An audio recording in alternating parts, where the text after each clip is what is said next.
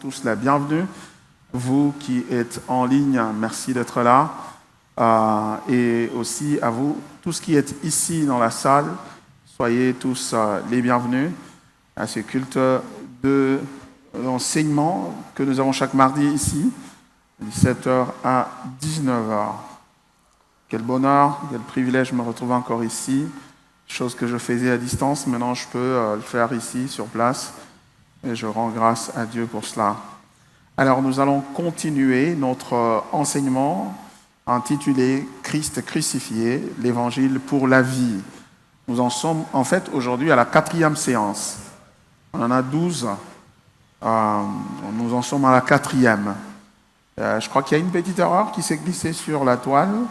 Sur YouTube, on a écrit 4e. Je crois que ça doit être le 3e. Si on peut corriger ça après le culte, ce serait une bonne chose. Alors, Christ crucifié, l'évangile pour la vie. Bien-aimés dans le Seigneur, nous avons pris l'engagement dans cet enseignement, dans cette série, de définir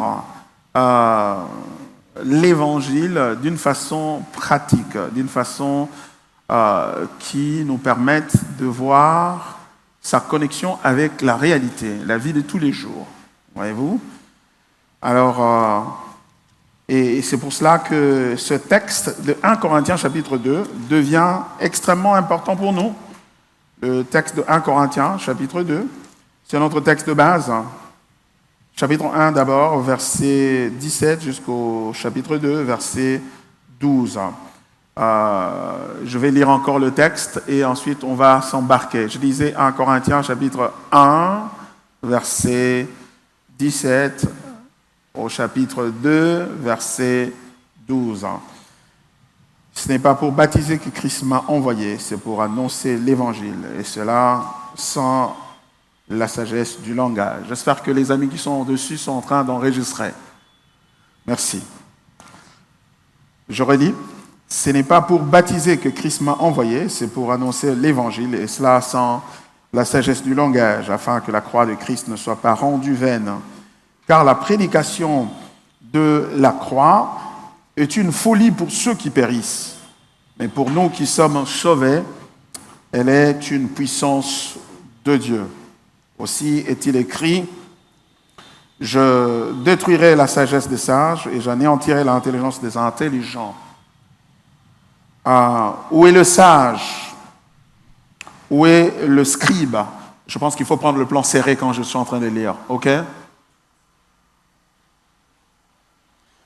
Organisez-vous là-bas au-dessus. Il y a beaucoup de bruit, c'est comme si vraiment vous devenez un dérangement pour moi. Verset 20. Où est le sage? Où est le scribe? Où est le disputeur de ce siècle? Dieu n'a-t-il pas convaincu de folie la sagesse du monde? Car puisque le monde, avec sa sagesse, n'a point connu Dieu dans la sagesse de Dieu, il a plu à Dieu de sauver les croyants par la folie de la prédication. Les Juifs demandent des miracles et les Grecs cherchent la sagesse. Nous prêchons Christ crucifié, scandale pour les Juifs et folie pour les païens, mais puissance de Dieu et sagesse de Dieu pour ceux qui sont appelés tant Juifs que Grecs. Car la folie de Dieu est plus sage que les hommes, et la faiblesse de Dieu est plus forte que les hommes. Considérez, frères, que parmi vous qui avez été appelés, il n'y a ni beaucoup de sages selon la chair, ni beaucoup de puissants, ni beaucoup de nobles. Mais Dieu a choisi les choses folles du monde pour confondre les sages. Dieu a choisi les hommes faibles du monde pour confondre les fortes. Les choses faibles du monde pour confondre les fortes. Et Dieu a choisi les choses viles du monde et celles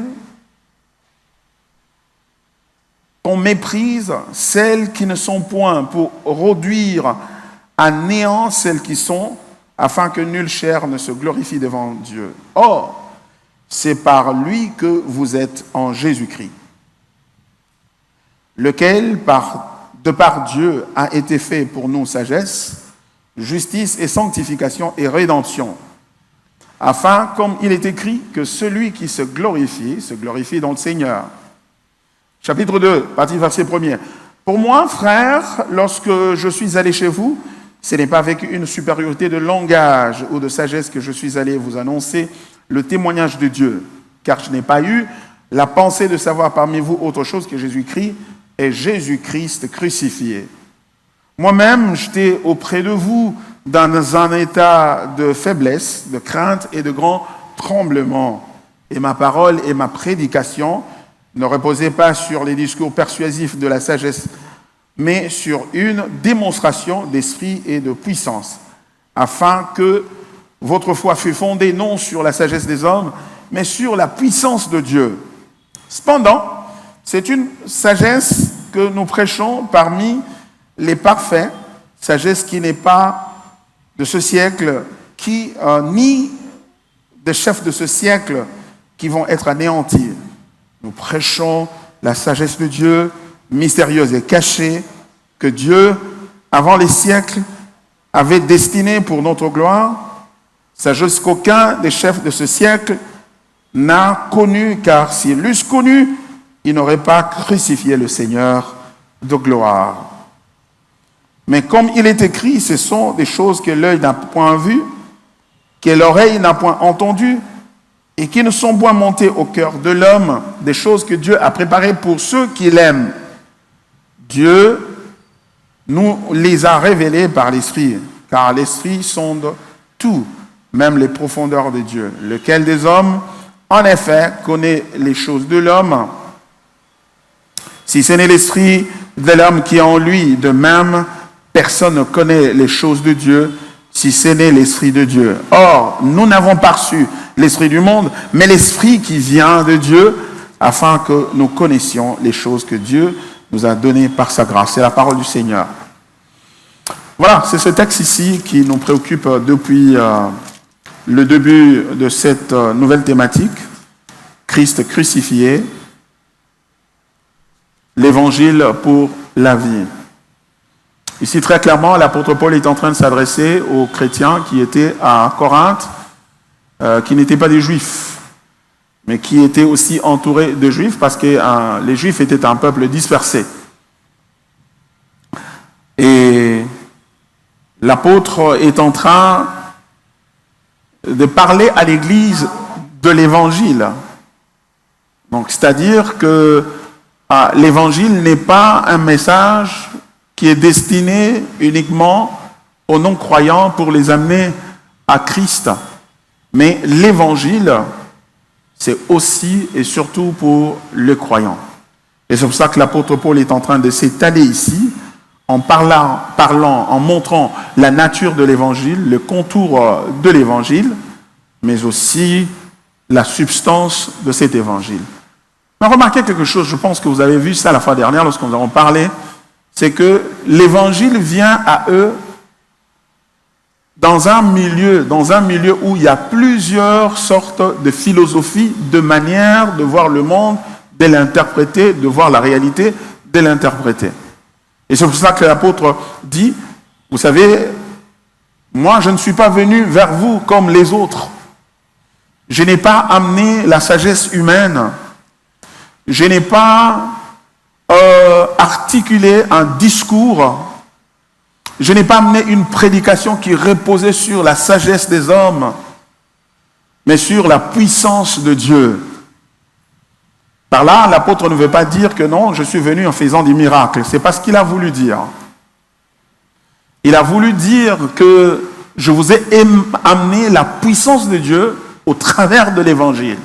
Parce que lorsque vous lisez Romains chapitre 1, versets 16 et 17, il dit ceci, « Car je n'ai point honte de l'Évangile, c'est la puissance de Dieu pour le salut de quiconque croit. » Donc l'apôtre est en train de dire que de toutes les philosophies que vous avez entendu parler, dont vous avez entendu parler, de toutes les religions qui vous entourent,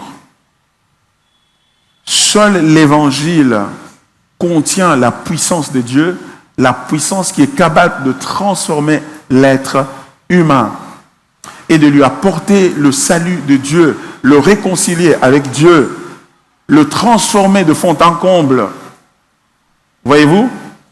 Alors c'est ainsi que nous avons réalisé, selon que l'apôtre dit ici,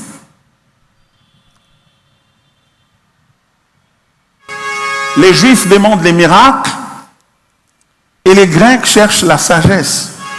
Et nous avons dit que les Africains cherchent la puissance pour dominer dans le spirituel. Parce que nous croyons que si nous croyons en l'évangile, ou mieux, si nous dominons, nous contrôlons le monde spirituel, nous allons contrôler le monde naturel. Vous savez, on dit que les Africains sont incurablement superstitieux. Incurablement superstitieux. Ils ont toujours la conscience que le monde dans lequel nous vivons, il est à la fois spirituel et naturel. Et que le spirituel influe sur le naturel. Et c'est comme ça que la sorcellerie est de plus en plus... c'est-à-dire qu'on a de plus en plus conscience de la sorcellerie parce que c'est une activité spirituelle et qui influe, qui a de l'influence sur le naturel, sur la vie de tous les jours. C'est pourquoi vous verrez quelqu'un malade, on l'a amené à l'hôpital, on a tenté de le guérir par les soins médicaux, il n'a pas guéri, et on dit tout de suite, non, ça, c'est spirituel. C'est spirituel. Mais les Occidentaux, eux, ne voient pas le monde comme ça. Eux voient le monde comme un espace matériel, dominé par le matériel, le physique que nous voyons, c'est-à-dire par les 5 sens que nous avons, la vue, le toucher, l'odorat, etc. Et pour eux, si vous voulez réussir donc dans la vie, il faut contrôler le matériel, il faut contrôler l'économie. C'est pourquoi ils ont une théologie de la domination. Pour dominer les autres, c'est ainsi qu'ils sont venus nous coloniser, et après la colonisation, ils sont partis. Maintenant, il y a ce qu'on appelle le néocolonialisme. C'est-à-dire un colonialisme qui s'est fait par proxy, c'est-à-dire par intermédiaire, par les autochtones eux-mêmes. On contrôle vos propres frères qui vous contrôlent. Voyez-vous, les Asiatiques, à leur tour, ils voient le monde comme étant un espace qui est dominé par ce que quelqu'un représente ou par l'honneur que l'on a. Il y a la notion de l'honneur. À cause de la honte, un Asiatique peut se donner la mort. Il peut se faire harakiri. L'Asiatique cherche l'harmonie entre lui et son environnement. Il parle de l'harmonie et c'est pour cela qu'il se préoccupe de ce qu'on appelle la méditation transcendantale. Ils disent, l'homme,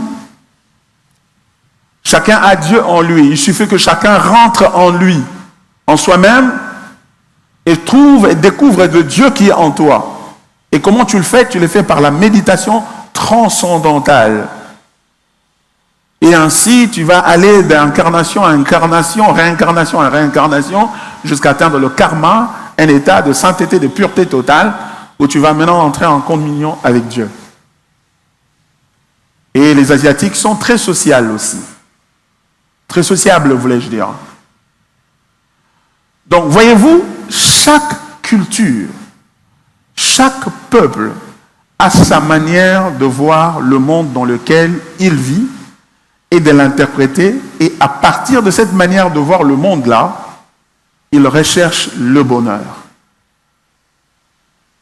Et l'apôtre Paul est en train de dire que l'évangile de Jésus-Christ est totalement distinct, différent, radicalement différent de toutes les visions du monde ou les philosophies ou les cultures que différentes cultures peuvent avoir à travers le monde.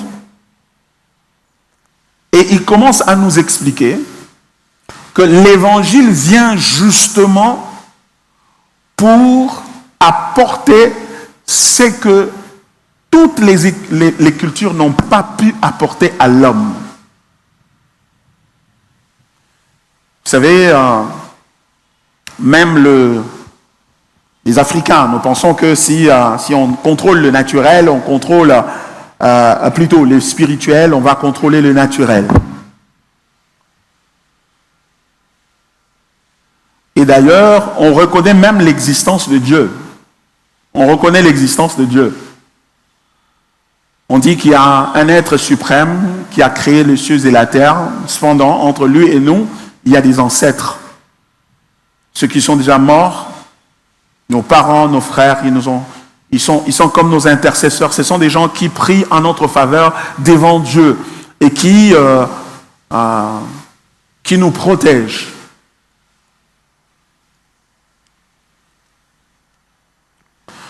Toutes ces visions du monde ou toutes ces philosophies de vie que nous voyons dans différentes cultures ont quelque chose en commun.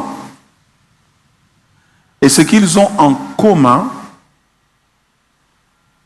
c'est le désir de réussir dans la vie, c'est le désir de se sécuriser dans la vie, c'est le désir de s'accomplir dans la vie. C'est le désir de jouir de cette vie dans laquelle nous vivons. Et donc, de ce fait-là, toutes sortes de philosophies ont en commun ce que nous appelons la recherche du bonheur de l'homme. Chacun cherche son bonheur. Même les sorciers, quand ils sont en train d'ensorceler les gens, ils cherchent le bonheur. Ils pensent qu'en contrôlant les autres, ils vont réussir, ils vont se protéger, ils vont jouir de la vie mieux, parce qu'il s'est dit, moi je n'ai pas besoin de travailler, il suffit que je l'ensorcelle, je vais prendre tout ce qu'il a passé le temps à travailler, à s'investir dans sa vie. Donc, la recherche du bonheur et donc l'anthropocentrisme, c'est-à-dire le fait d'être centré sur l'homme, et le point d'intersection, c'est-à-dire qui unit, qui amène tout le monde ensemble. Tout le monde veut la vie. Tout le monde veut vivre. Tout le monde veut jouir dans la vie, mais tout le monde ne suit pas le même chemin.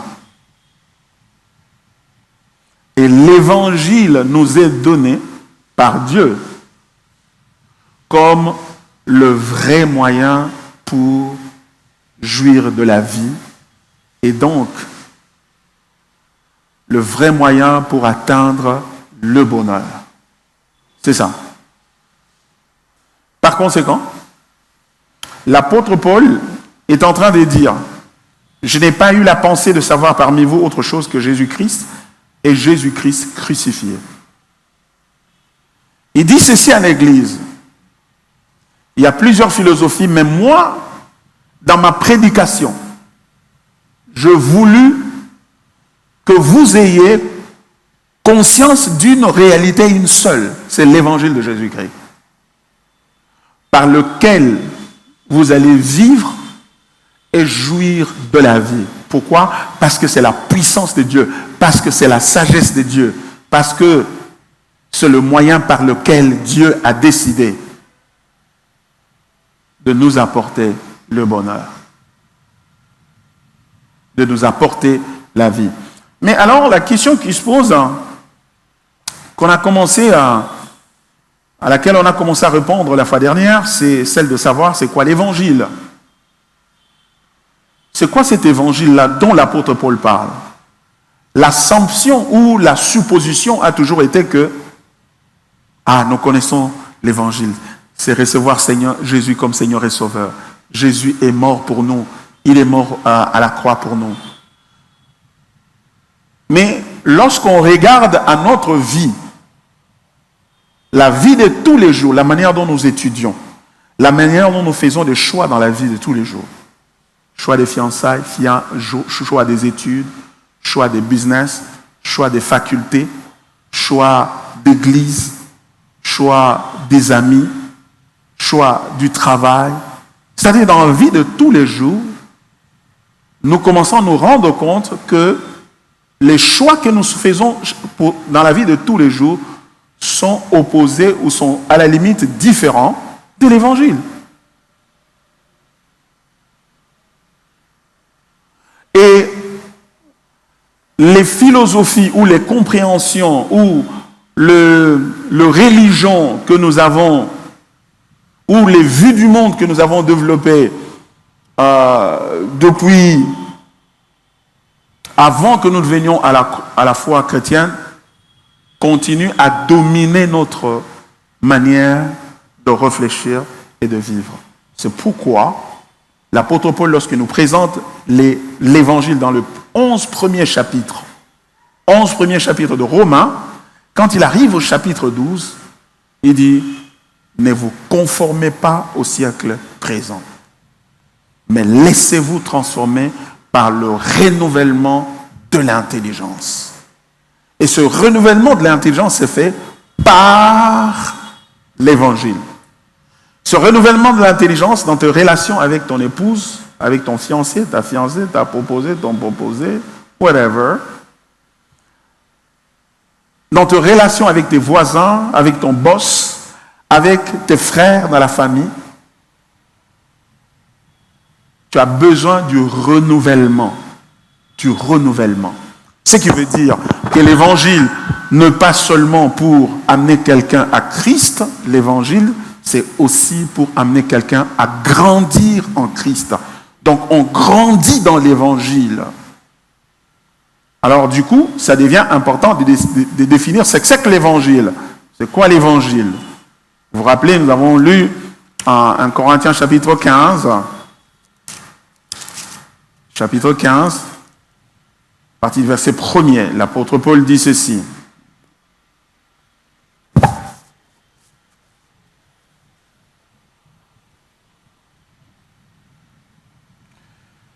Je vous rappelle, frères. Il rappelle à qui? Aux frères. Je vous rappelle, frères, c'est-à-dire aux chrétiens, l'évangile que je vous ai annoncé, que vous avez reçu, dans lequel vous avez persévéré et par lequel vous êtes sauvés, si vous le retenez tel que je vous l'ai annoncé. Autrement, vous aurez cru en vain.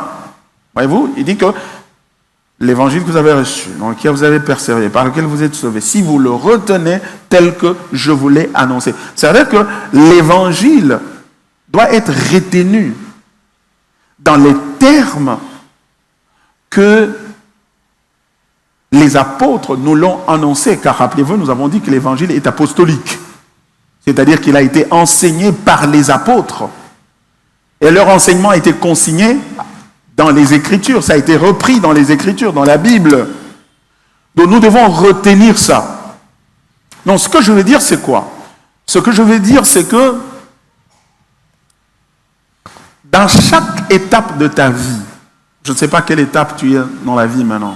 Peut-être que tu viens de terminer les études. Peut-être que tu viens de commencer les études. Peut-être que tu es au milieu des études. Peut-être que tu viens de te marier. Hein? Comme les Ochoudi, voilà. Ils se sont mariés. Ils ont commencé une nouvelle vie.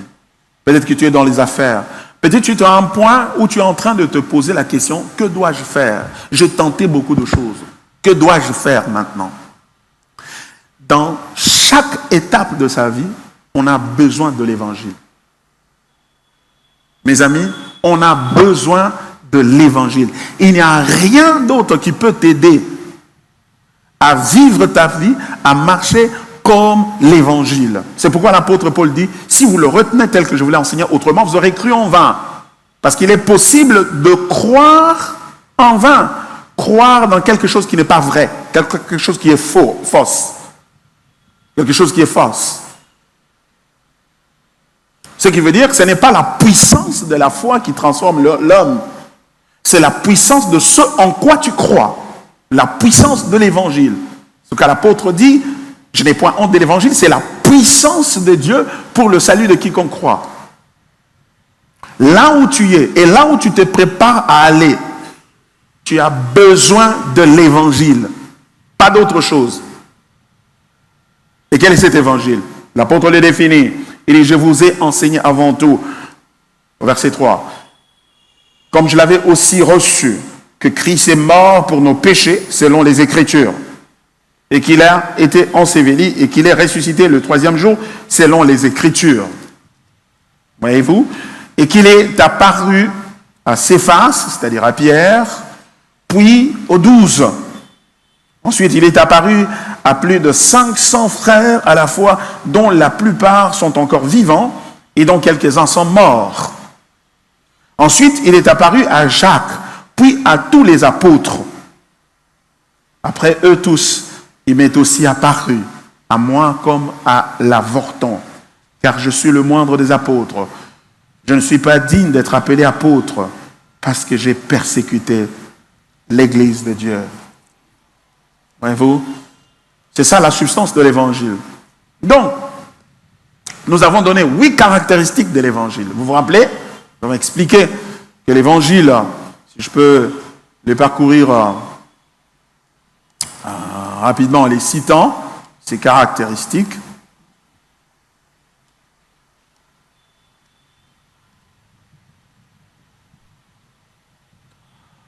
L'Évangile, nous l'avons dit, il est avant tout christologique. Il est centré sur Jésus-Christ. Il parle de Jésus-Christ. Donc, quand on parle dans ta vie personnelle, là où tu es, si tu te poses la question de savoir que dois-je faire, comment je vais sortir de cette situation, comment je vais évoluer et comment l'avenir sera, la solution commence par la considération de Jésus, de Christ. Car tout ce que Dieu fait, il le fait en Jésus-Christ. Car tout a été créé par lui et pour lui. Deuxièmement, l'évangile est théologique, c'est-à-dire il porte sur Dieu. L'évangile n'est pas anthropologique, n'est pas centré sur l'homme, c'est-à-dire sur tes besoins d'abord. Ce n'est pas d'abord sur tes besoins, c'est d'abord sur Dieu, sur la manière dont tu regardes ou tu vois Dieu, la manière dont tu considères Dieu. Ça veut dire que dans ta vie, la considération que tu as pour Dieu doit augmenter. Doit augmenter. Donc plus tu grandis dans l'évangile, plus la perception de Dieu doit augmenter. C'est ça. L'évangile vient résoudre un problème entre toi et Dieu. Ne vient pas résoudre d'abord un problème entre toi et Satan. Entre toi et tes amis ou un membre de famille. Entre toi et Dieu. David a dit, contre toi seul Seigneur, j'ai péché. Contre toi seul. Voyez-vous, il est théologique. Il est biblique parce que c'est selon les Écritures. L'évangile est fondé sur les Écritures. Donc tu n'as pas besoin de chercher ça dans le rêve, dans la prophétie. Dans la prophétie, tu n'auras pas l'évangile. L'évangile se trouve dans les Écritures. Dans les songes, tu n'auras pas de prophétie. Parce que parfois, nous retenons plus nos songes que la parole de Dieu. Nous commençons plus à être influencés. Ah, oui, je vais le faire, mais j'avais vu ça dans le songe, ça n'avait pas marché dans ces songes-là. En tout cas, moi, dans cette relation-là, n'avait pas marché dans les songes. Et du coup, même si on prêche, tu ne fais pas trop attention à ce qu'on est en train de prêcher, mais plutôt aux songes. L'univers est gouverné par la parole de Dieu et non par les songes, par les prophéties ou quoi que ce soit. Donc ta vie est gouvernée par la parole de Dieu. Donc c'est pourquoi la parole de Dieu doit être prioritaire dans ta vie. L'évangile est apostolique, ça nous vient des apôtres. Ça ne vient pas d'Mbenteke, ça ne vient pas d'Nkamba, ça ne vient pas de Jérusalem, ça ne vient pas des États-Unis, ça ne vient pas de la France, de la Suisse, ça vient des apôtres. Jésus leur a dit, allez, faites de toutes les nations des disciples, les baptisant au nom du Père, du Fils et du Saint-Esprit, enseignez-leur tout ce que je vous ai prescrit, et voici, je suis avec vous jusqu'à la fin de temps. Voyez-vous? L'évangile est historique. Ça ne parle pas des événements vus dans le spirituel. C'est historique. Il est né, il a vécu, il est mort, il est ressuscité, il est monté au ciel. C'est historique. C'est retraçable dans le temps et dans l'histoire. L'évangile est personnel. Il demande un engagement personnel de ta part. Un engagement, une repentance. Ça demande une réponse de ta part. L'évangile est universel. C'est pour tous les hommes.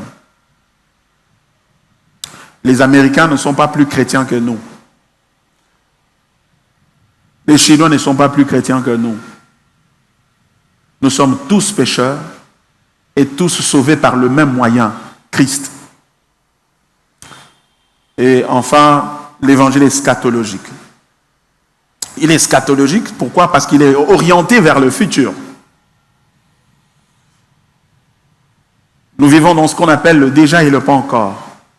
Il y a une sorte de tension. Nous sommes déjà sauvés, mais nous attendons notre salut qui est en espérance. C'est-à-dire quoi? Que maintenant Dieu nous a versé un acompte pour notre salut. Cet acompte, c'est le Saint-Esprit qui habite en nous. Il est le gage de notre salut. Il est la garantie. Dieu dit, la preuve que je vais accomplir le salut que je te donne. Au lieu de te donner de l'argent, il dit non. Au lieu de te guérir de la maladie, il dit non.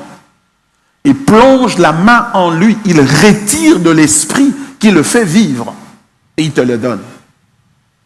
Le Saint-Esprit, c'est l'Esprit de Dieu qui fait vivre Dieu. Et il nous a donné son esprit qui habite en nous. Et la présence du Saint-Esprit. Oh, mais pasteur, moi, j'ai pas chaud, moi, je n'ai pas froid. Quand les gens prient, je vois certaines personnes bouger, gesticuler. Moi, je ne gesticule pas. Non, il n'est pas besoin de gesticuler ou de sentir quoi que ce soit. Il est tout simplement besoin de croire, d'avoir la foi en ce que lui a dit. Parce que, pourquoi? Parce qu'il t'a donné ce qu'il a de plus précieux. Il t'a donné Jésus, et Jésus t'a donné le Saint-Esprit. Et c'est merveilleux.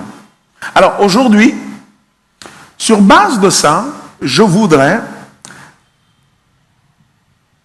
resserrer encore les taux autour de la définition de l'évangile. Parce que nous avons vu la fois dernière l'évangile, tel que le texte nous dit, c'est la mort de Jésus pour nos péchés. Je vous ai enseigné premièrement, tel que je l'avais reçu, que Christ est mort pour nos péchés selon les Écritures. Et qu'il a été enseveli, c'est-à-dire enterré. C'est-à-dire qu'il ne s'était pas évanoui et puis on a dit « Jésus, réveille-toi ». Il s'est réveillé, il est ressuscité. Non, sa mort a été cliniquement constatée et il a été enterré. Et le troisième jour, il était ressuscité. Il est ressuscité d'entre les morts selon les Écritures. C'est ça.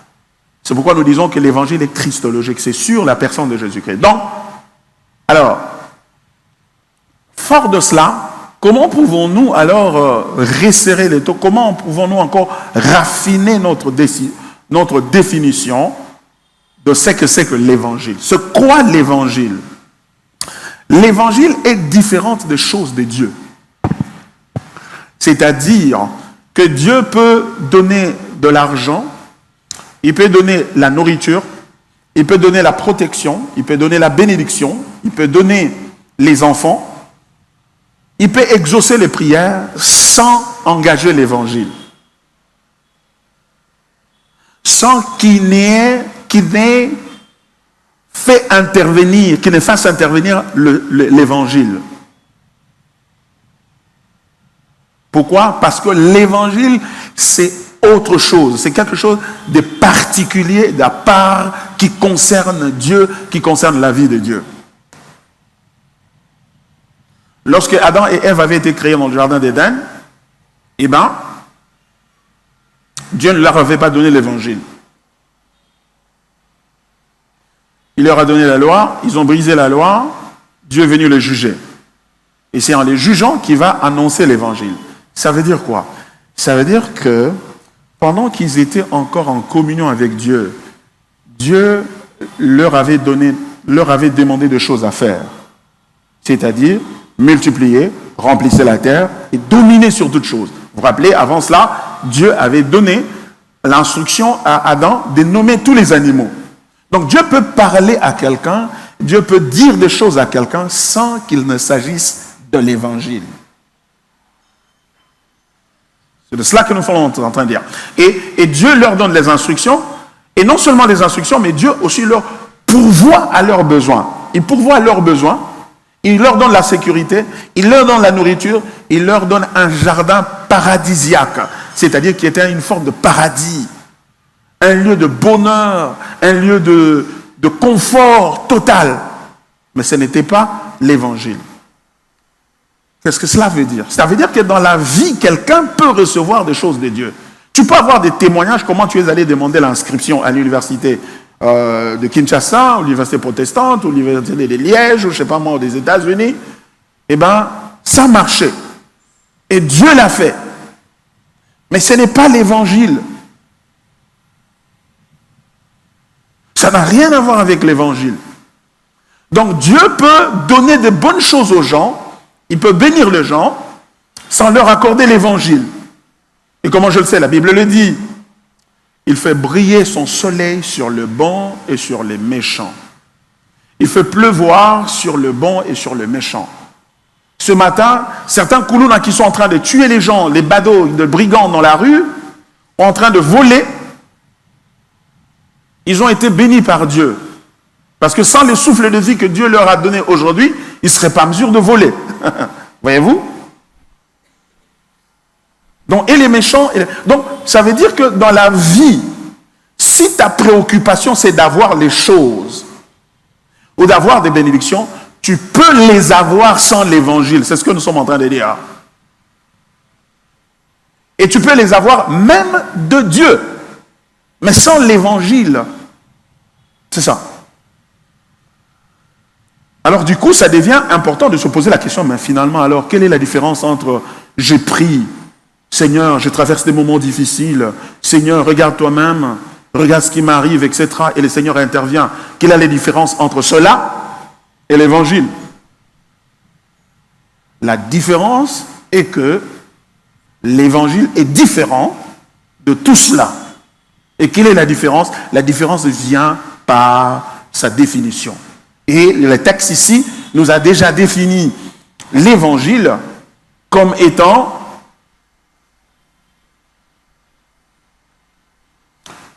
une nouvelle. Parce que le mot évangile lui-même d'abord veut dire littéralement, de par l'étymologie, c'est-à-dire l'origine de ce mot-là, évangile, evangelion, ça vient du grec, ça veut dire une nouvelle.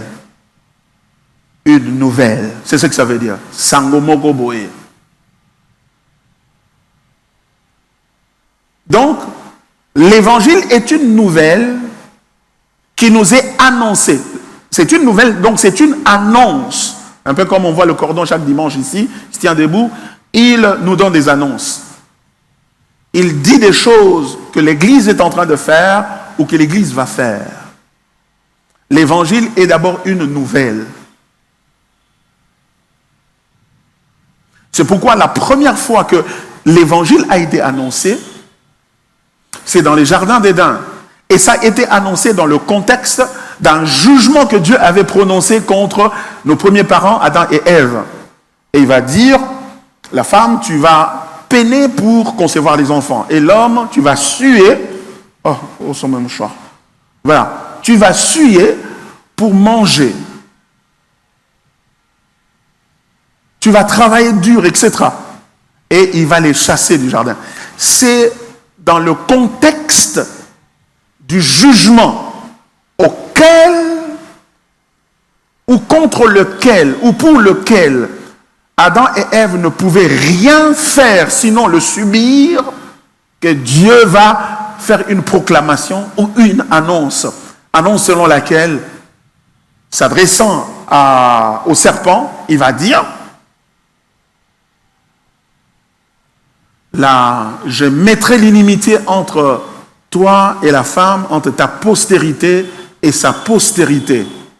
Celle-ci, c'est-à-dire la postérité de la femme, t'écrasera la tête et tu lui mordras le talon. Genèse chapitre 3, verset 15. Excusez-moi. Et c'est là que Dieu annonce pour la toute première fois l'évangile. Donc, l'évangile est une annonce qui a son origine en Dieu, et qui s'est donné dans un contexte de jugement, de confrontation. C'est ça. Et ce jugement est consécutif et le résultat d'un acte que nous avons posé contre Dieu. Et donc, l'évangile est une annonce, c'est une nouvelle au sujet de quelque chose que Dieu a promise de faire. Et quand il l'aura fait, la nature du jugement, du milieu duquel cette annonce a jailli, va être changée. C'est-à-dire quoi?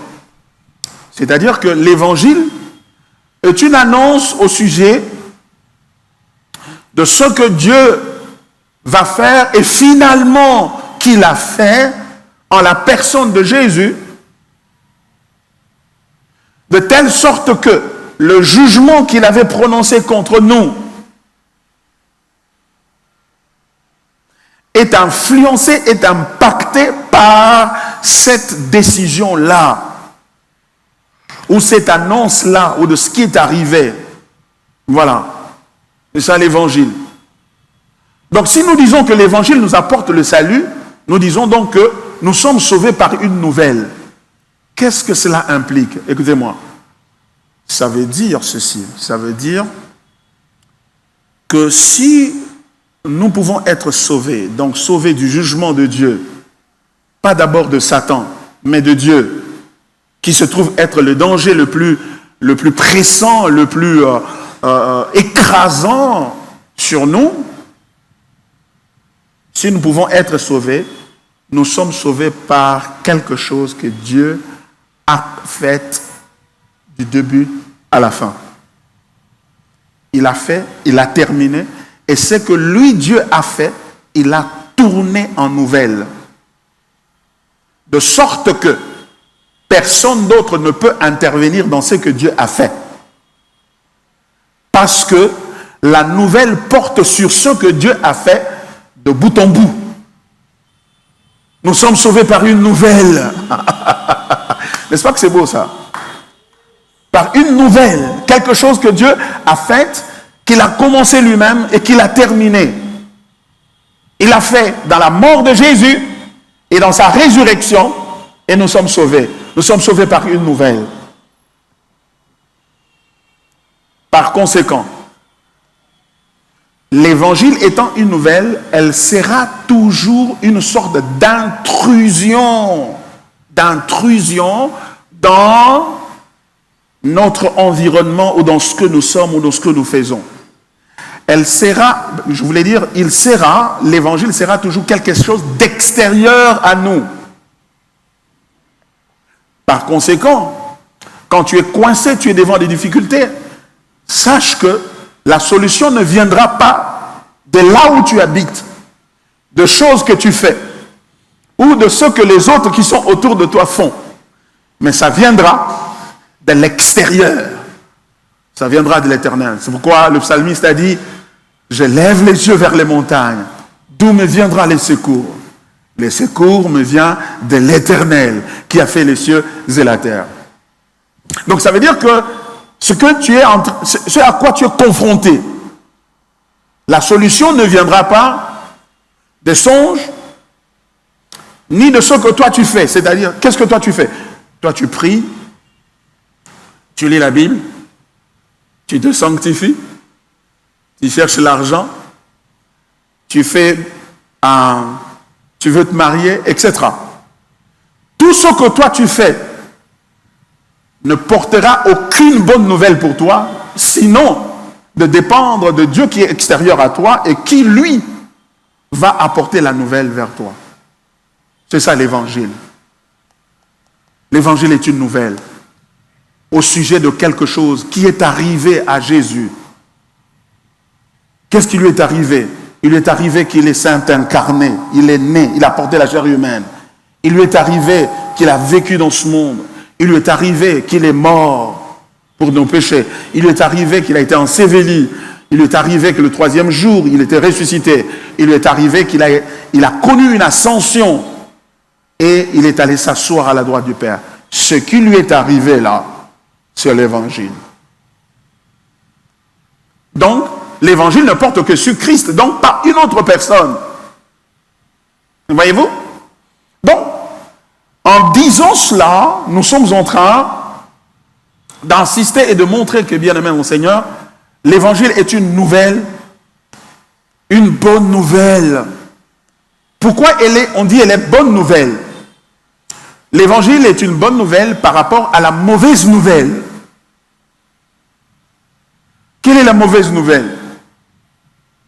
Certains penseraient, non, la mauvaise nouvelle, c'est Satan est en train de nous attaquer, Satan est en train de nous en vouloir, ou je n'arrive pas à abandonner le péché, la pornographie, le mensonge, la colère. Pasteur, j'ai beaucoup prié pour cette histoire de colère, j'arrive pas. C'est ça la mauvaise nouvelle. Non, la mauvaise nouvelle, c'est celle qui était dès le départ dans Genèse chapitre 3. La mauvaise nouvelle, c'est que après avoir mangé le fruit de l'arbre de la connaissance du bien et du mal, le Très-Haut et le Saint, le Dieu Saint, est venu, au lieu de les excuser, au lieu de dire, bon écoutez, bon c'est une erreur, hein, en tout cas ne faites plus cela. Mais le Tout-Puissant s'est levé, il a dit, sortez de ma maison, partez d'ici.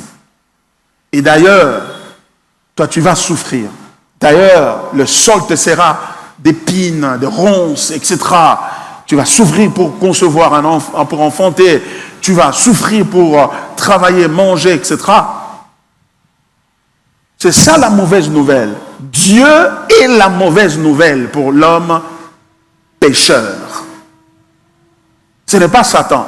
Donc, ce qui veut dire que l'emphase démesurée que nous avons aujourd'hui dans l'Église sur la délivrance de Satan est un affront contre l'Évangile. Parce que ça minimise Dieu. Donc, on a valeur, donc on a plus de valeur à Satan. Donc, tu vois plus la valeur de Satan, tu ne me considères pas, tu ne considères pas ce que tu m'as fait. Dieu est plus dangereux que Satan. La Bible dit qu'il est une chose, c'est une chose terrible que de tomber entre les mains du Dieu vivant. Pourquoi?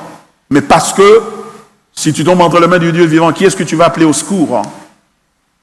De venir au secours? Personne. Sinon, Dieu lui-même. Sinon, Dieu lui-même. Voyez-vous? Donc, l'évangile est d'abord une nouvelle. Maintenant, cette nouvelle-là nous a été écrite, enregistrée par écrit, pour que nous en prenions connaissance. De ce fait, l'évangile devient un message. Un message, une doctrine. Une doctrine, un message qui nous décrit ce que Dieu a fait en Jésus-Christ afin de régler ce problème qui se trouvait entre nous et Dieu, le problème du péché, et de nous restaurer en communion avec lui. Voilà. Donc l'évangile est un message, c'est une doctrine, c'est la doctrine du salut. C'est l'enseignement. Mais vous allez remarquer quelque chose. Donc ce qui veut dire que regardez, 1 Corinthiens chapitre 15, le texte dit « Je vous ai enseigné avant tout ». C'est un enseignement. Comme je l'avais aussi reçu, que Christ est mort pour nos péchés, selon les Écritures, qu'il a été enseveli et qu'il est ressuscité le 3e jour, selon les Écritures. Donc, l'évangile est un enseignement dont il faut connaître le contour, dont il faut connaître les limites. Qu'est-ce que dit cet enseignement-là? Ce n'est pas l'enseignement sur la dîme. Ce n'est pas la délivrance. Il y a beaucoup d'enseignements dans la Bible. L'enseignement sur le respect des aînés, ça se trouve dans la Bible. L'enseignement sur comment il faut se marier, ça se trouve dans la Bible. L'enseignement comment pour être béni et recevoir les bénédictions de Dieu, ça se trouve dans la Bible. Et quand tu prends ces enseignements-là, tu les pratiques, eh ben, tu vas voir la bénédiction. Hein. Mais si tu l'appelles l'argent, le pain, le foufou, etc., le vêtir, le boire, le travail, et tu verras cela. Mais dans cette panoplie d'enseignements, dans ces recueils, si je peux dire ainsi, d'enseignement, il y a un enseignement dominant qui est l'enseignement central qui fait que les autres enseignements puissent exister. C'est quel enseignement? C'est l'évangile. Comment ça? Je vais démontrer. C'est parce que, vous savez, lorsque Satan, je voulais dire,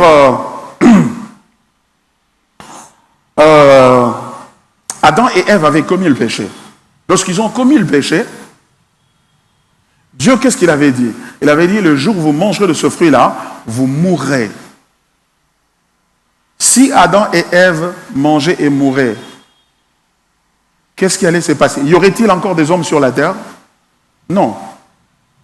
C'est-à-dire que l'humanité allait disparaître sur la terre. L'humanité n'allait plus exister sur la terre. Pourquoi? Parce que nous avons été attaqués par le diable? Non. Parce que nous avons désobéi Dieu. Au contraire, nous avons été gentils avec le diable, nous l'avons servi, nous nous sommes inclinés devant lui, nous avons fait sa volonté. Voyez-vous? Mais la raison pour laquelle l'homme, c'est-à-dire Adam et Ève, allaient mourir et donc l'humanité aurait disparu de la terre, c'est parce que nous aurions offensé Dieu.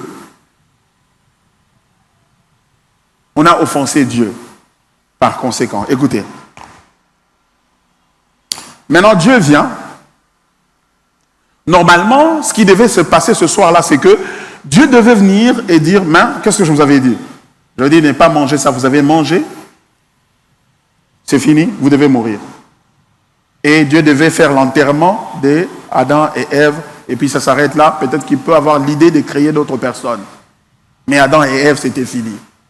Mais ce n'est pas ce que Dieu fait. Dieu vient, il commence à leur dire, d'abord sortez de ma maison, sortez d'abord de mon jardin, sortez.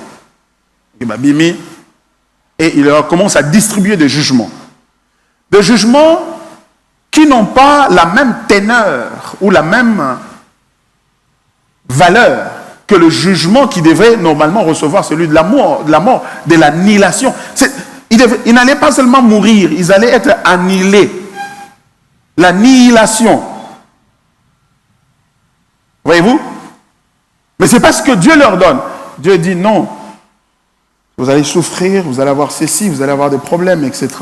Et il annonce l'évangile. Il dit, je mettrai l'inimitié entre toi, le serpent, et la femme, entre ta progéniture et sa progéniture. Celle-ci t'écrasera la tête et tu lui mordras le talon. Et en disant cela, Dieu est en train d'annoncer l'évangile. L'évangile, c'est que je vais résoudre ce problème. Mais toi, Satan, quand j'aurai résolu ce problème, il n'y aura pas de résolution pour toi. Il y aura la mort pour toi. C'est ce que Dieu a voulu dire. C'est-à-dire que je viendrai, je résoudrai ce problème ici. Mais quand je l'aurai résolu, toi, tu ne seras pas là. Tu seras écrasé. Tu mourras. Qu'est-ce que cela veut dire?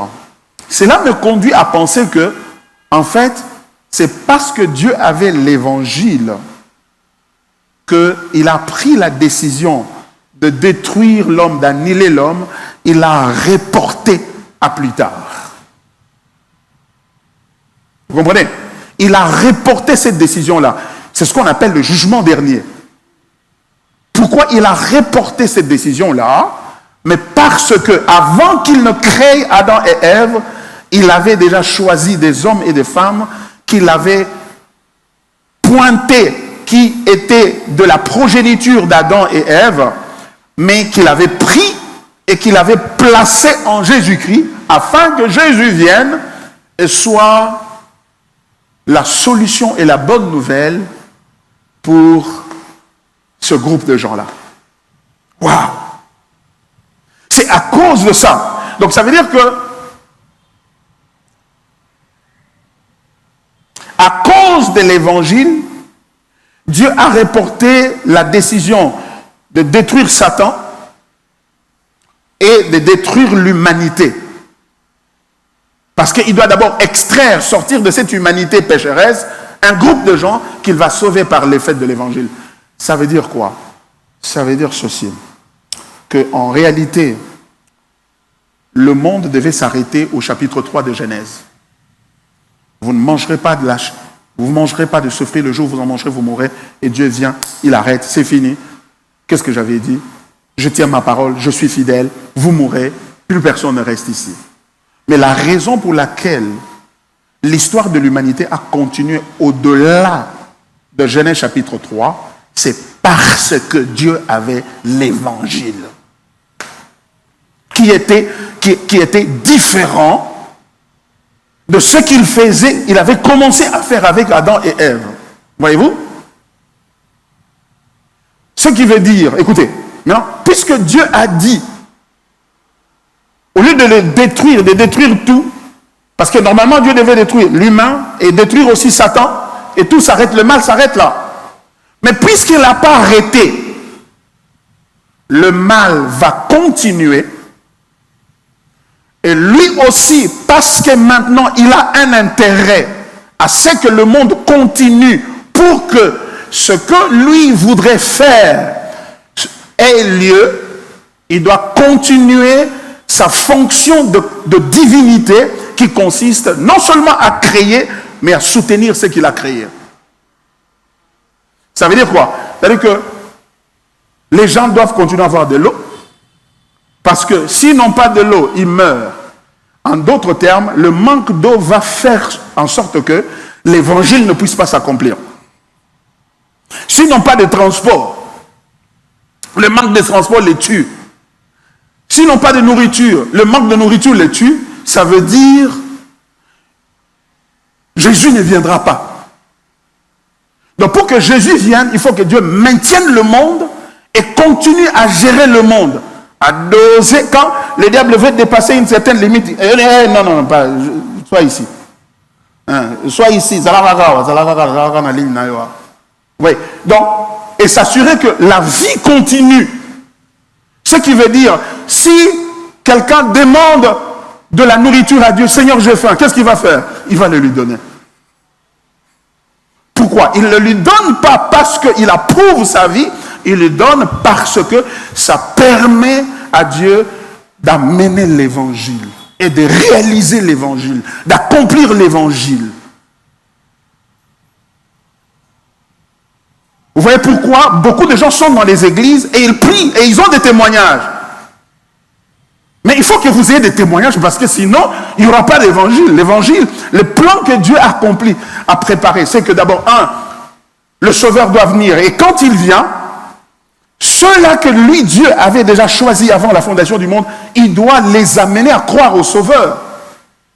Et certains d'entre eux qu'il avait préparés depuis avant la fondation du monde ne sont pas encore nés. Tels que les enfants de Cynthia ne sont pas encore nés. Ils doivent aussi connaître le Seigneur. Voyez-vous? Donc Dieu donc ne peut pas détruire le monde maintenant. C'est la raison pour laquelle aucun sorcier ne peut détruire le monde, ni un démoniaque ou un occultiste ne peut détruire le monde. Et d'ailleurs, Dieu lui-même, lorsqu'il avait tenté de détruire le monde lui-même, vous vous rappelez quand? Le déluge. Il a dû épargner 8 personnes. Parce que s'il avait détruit Noé et tout le monde à ce moment-là, il n'y aurait pas d'évangile. Nous sommes ici à cause de l'évangile. On a profité à cause de l'évangile. Alléluia. De ce pour cela, tu dois avoir confiance. C'est pourquoi tu ne devras pas avoir peur des sorciers, ni de qui que ce soit, ni du diable lui-même. Bien au contraire. Tu dois toujours aller vers Dieu avec l'évangile. Tu sais que l'évangile, c'est la seule chance pour que ta vie continue. Seigneur, je viens avec l'évangile. C'est pourquoi je prie. Ce samedi, je vais aller partager l'évangile avec un frère, avec un ami, avec une soeur. Seigneur, s'il te plaît, conduis-moi. Sauf ça, le programme évangile, nous avons au transport, au nini. Le Seigneur va t'ouvrir des portes à cause cause de l'évangile. C'est pourquoi l'apôtre Paul a dit, je n'ai pas voulu en prendre autre chose parmi vous, sinon Christ et Jésus-Christ crucifié. Et l'évangile sur le cœur.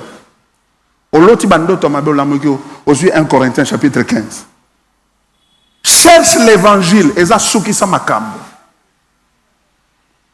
Il n'y a rien qui soit comparable à l'évangile. Ouvre 1 Corinthiens, commence à lire. Il ne faut pas aller, oh non, j'en ai les combats, je vais détruire leurs œuvres. Non. Tu ne détruiras jamais leurs œuvres. Leurs œuvres continueront. C'est pourquoi Jésus, quand il est venu, il n'a pas détruit leurs œuvres. Il les a laissés conduire. Mais il leur a arraché le pouvoir. Voyez-vous? Tu dois être une fille de l'évangile. Tu dois être un jeune homme de l'évangile.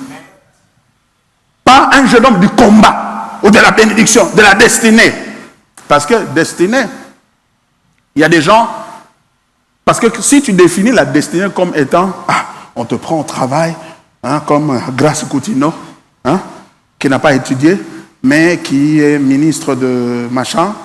Et, vous voyez, si tu définis ça comme ça, il y a des gens qui vont avoir la bénédiction plus que toi. N'est-ce pas?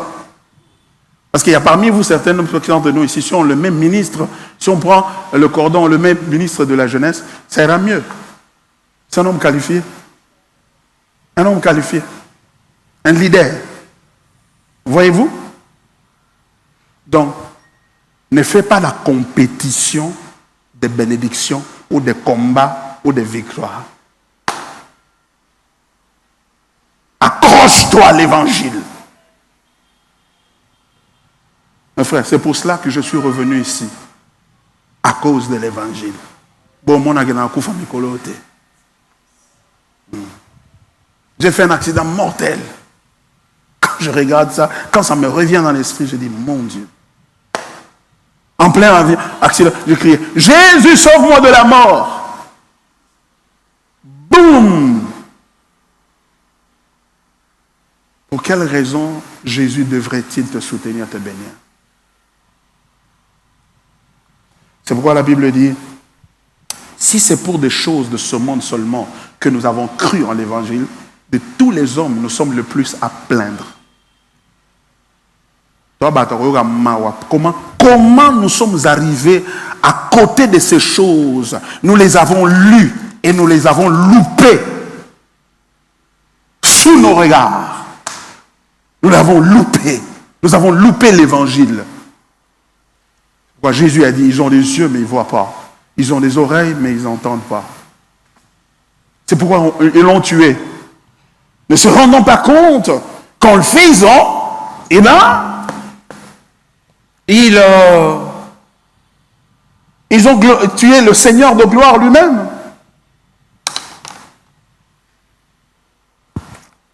Alors, ça c'est là. Donc, l'évangile est un message. Donc, ce qui veut dire que, puisque c'est un message, c'est une doctrine, dans une église, tu dois être dans une église où cette doctrine-là est enseignée. L'église a pour rôle de mettre les croyants chaque fois toujours en face de l'évangile. C'est ça le rôle de l'église. C'est pourquoi ici, à Pont-de-Grâce, nous sommes centrés sur l'évangile. Ce n'est pas que nous n'aimons pas les bénédictions des voitures et ceci, cela. Nous aimons toutes ces choses-là. Mais dans l'évangile, il y a plus que ça. Il y a la gloire de Dieu. Alléluia.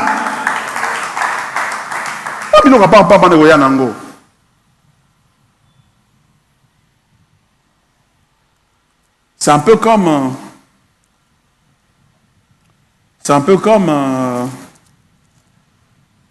on a vu Jacob qui était chez Laban.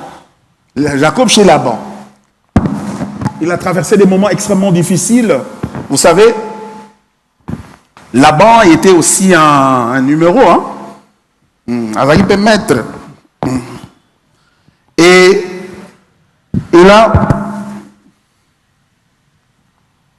il a joué des tours sur Jacob au point de lui faire travailler pendant 14 ans pour ses 2 filles pratiquement. Et vers la fin, il n'avait presque plus rien. Et il a supplié Dieu, et Dieu va faire quelque chose. Dieu va lui dire, maintenant pendant que tu es en train d'élever les bêtes, les agneaux, les chèvres, etc., tu vas définir ton salaire. Ton salaire, ça sera tous les tachetés, tous les rayés, toutes les bêtes qui ont des rayures vont constituer ton salaire. Et les bêtes qui sont couleur unie, ils n'ont pas de taches, n'ont pas de rayures dessus, vont être pour Laban. Il va dire ça à Laban. Laban est très content. Il dit, mais ces bêtes ici ne sont pas des rayures. Où est-ce que les taches vont venir? Mais ces petits, je vais encore le cochonner. Mais Dieu lui dit ceci. Maintenant, tu prends toutes ces bêtes-là, qui n'ont pas de rayures, de taches.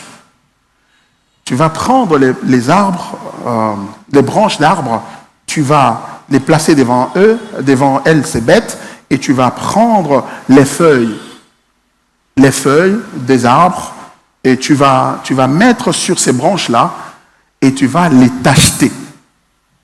Tu vas les tacheter. Tu vas mettre des taches sur ces feuilles-là. Et chaque fois qu'ils entrent en travail, amène ces bêtes devant ces feuilles-là tachetées. Et la Bible dit, contre tout principe de biologie, quand il les a amenés devant ces feuilles tachetées, les petits qui naissaient, les bêtes qui mettaient bas des petits qui étaient tachetés.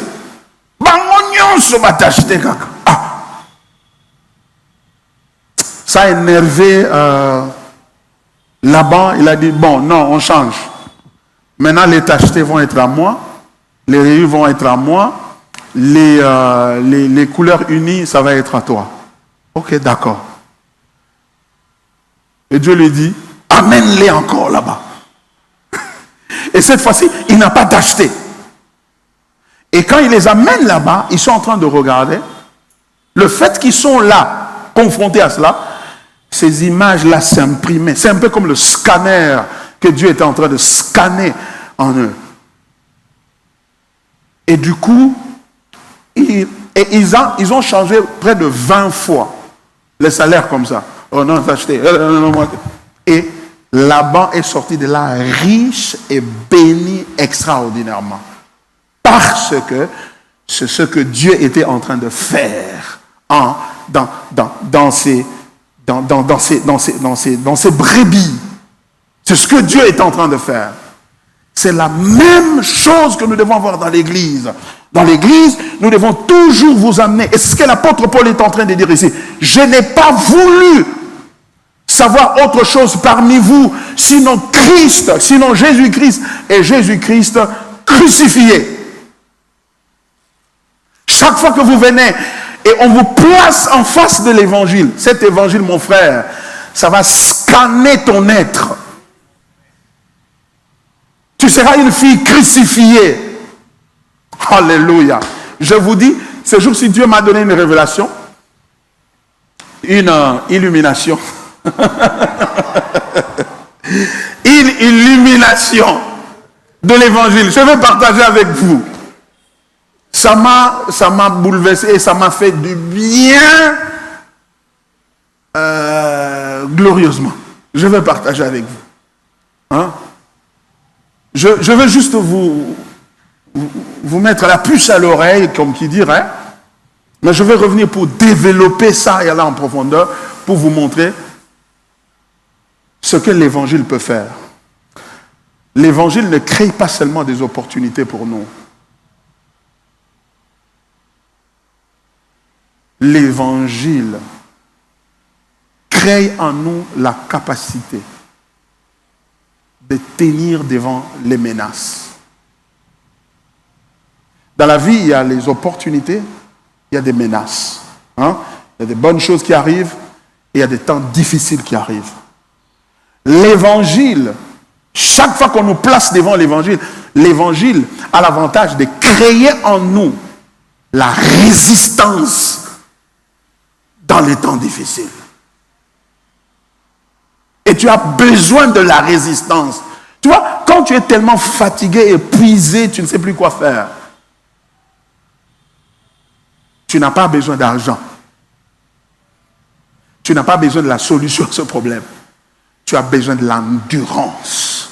Tu as besoin de la persévérance. Tu as besoin de la force intérieure qui te permet de tenir. Il ne te reste plus que une seule paire de chaussures. Il ne te reste plus que 3 polos. Il ne te reste plus rien. Et tu es en train de prier, supplier Dieu pour que Dieu intervienne de manière que la situation change. Mais ce que Dieu m'a montré, et pendant ces 11 mois où j'étais absent, combien je pleurais par moments, je dis, mais Seigneur, comment? Pourquoi tu dois me laisser ici, l'église est là-bas? Et le Seigneur m'a appris. Et il continue encore à m'apprendre. Je ne suis pas là seulement pour résoudre des problèmes pour toi. Je suis là pour te résoudre, toi.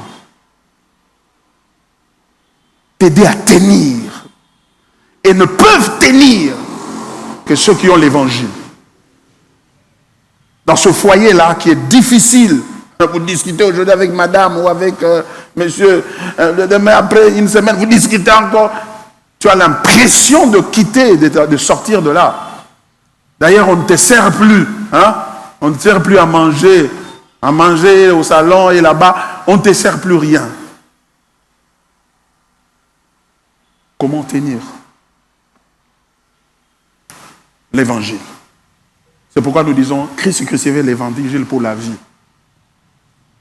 Parce que si dans ta tête, tu as toujours l'esprit que la prière est là pour résoudre mes problèmes, tu seras malheureux.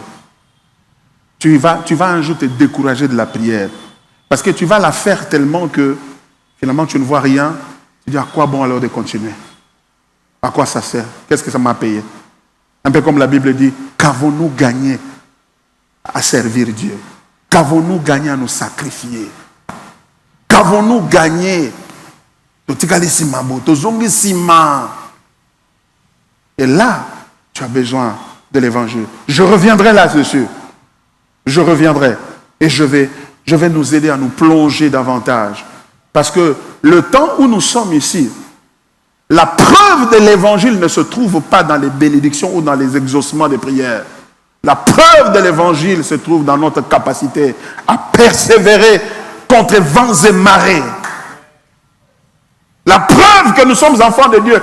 C'est ce que le diable veut essayer de nous tromper, à dire, ah non, si tu étais vraiment un enfant de Dieu, mais pourquoi tu souffres comme ça? Évangile, l'église, cette église est centrée sur l'évangile, mais on ne voit rien qui n'avance en toi. C'est comme si tu aviez centré sur la souffrance. Tu as besoin de l'évangile. Je vais te dire, tiens bon, Dieu est avec toi. L'évangile, c'est un message, mais c'est aussi une histoire. Troisièmement, une histoire. Je vais bientôt terminer pour vous laisser poser des questions. L'évangile est une histoire. C'est une histoire à laquelle Dieu nous appelle à participer. C'est l'histoire de la vie de Dieu. C'est en fait l'histoire, l'isolo ya Nzambe. L'isolo ya vie ya Nzambe. Nzambe, mokomo boye, nazalanga moko, nazana tipe nazwimo nanga mobali et molimo santo pa bimi. Et après, toyokani bisumsatu, nous allons créer. Et nous allons créer dans le but de révéler quelque chose qui est en nous, qui s'appelle la grâce, qui ne peut pas se manifester dans cette communion de la Trinité. L'évangile, et donc c'est pourquoi que nous avons créé ce monde ici. On a créé Adam et Ève, on savait qu'il allait commettre le péché. Et on attendait seulement ça, qu'il commette les péchés pour qu'on commence à travailler. Et quand il a commencé à travailler, quand il est tombé dans le péché, Dieu s'est précipité d'annoncer la bonne nouvelle que les temps viendront où la progéniture, la postérité de la femme t'écrasera la tête, tu lui mordras le talon. Et finalement, au travers de siècles, maintenant, Dieu devait nourrir les gens, Dieu devait prendre soin des gens. Et il devait aussi contrôler Satan entre-temps, etc. Et jusqu'à ce que Shiloh arrive, jusqu'à ce que Christ vienne. Et il est venu, et après lui, après qu'il est monté, l'église a commencé. Et cette église-là, c'est la famille de Dieu qui participe à la vie de Dieu. À la vie de Dieu. Mes frères et sœurs, quand l'histoire du monde, ça prendra fin un jour. Il y aura la fin qui viendra. Et quand la fin viendra, Dieu prendra le diable et ses démons, il va les envoyer au feu. Il va prendre les méchants, il va les envoyer au feu. Et il va nous prendre. Il va habiter avec nous pour toujours. C'est la beauté des choses. Il y a ma voiture, il y a ma transport, il y a ma bala, il y a ma nini, et ozanango zute. Quand t'aime. Prends courage. C'est une histoire que Dieu est en train de raconter. C'est en cours d'exécution. C'est en cours d'exécution. Tu fais partie d'une histoire, de quelque chose qui est plus grand que toi. Tu n'es pas seul. Tu ne vis pas dans la solitude. Oh non, je suis seulement resté avec mon mari, avec mes enfants. La famille n'est même plus, les gens n'est même plus, ne me dérangent. Ils sont en train de parler pendant que moi je suis en train d'enseigner ici, ces gens. Je vais vous demander de sortir de là et d'aller parler à l'extérieur pendant que moi j'enseigne la parole de Dieu. Ok? Bien-aimé dans le Seigneur, tu te sens seul. Vous savez, la solitude est un problème sérieux dans la vie. Ne t'en fais pas. Parfois, tu as l'impression que tu es entouré des gens, mais tu es seul en fait. Tu es seul parce qu'il y a des réalités, il y a des choses que tu n'arrives pas à partager avec les autres, ou tu t'es dit, même si je partage, ils ne vont pas me comprendre. Tu te demandes, mais qui va me comprendre? L'évangile est une bonne nouvelle.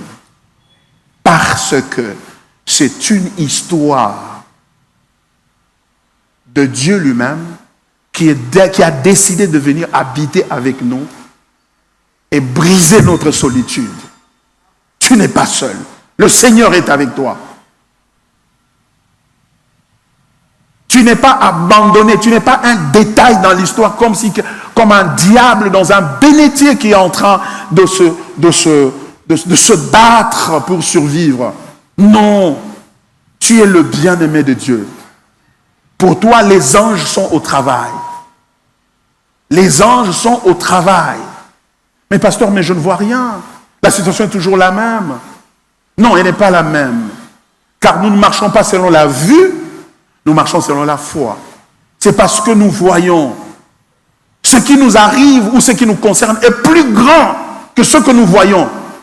Il y a des gens autour de nous. Il y a toute une armée autour de nous. Et il y a l'Église. C'est pourquoi il n'y a pas d'évangile sans l'Église. L'Église, pas comme un hôpital où les gens vont chercher la délivrance individuelle, etc., des bénédictions individuelles. Non, non. Évangile qui est une communauté de l'Évangile. David a cru en l'Évangile. Esther a cru en l'Évangile. Florence a cru en l'Évangile. Cela a cru en... Et nous sommes tous venus. Nous sommes ensemble. Et remarquez, il y a quelque chose d'autre. Et je vais encore insister là-dessus. J'ouvre juste une brèche pour la refermer tout de suite, mais je veux revenir.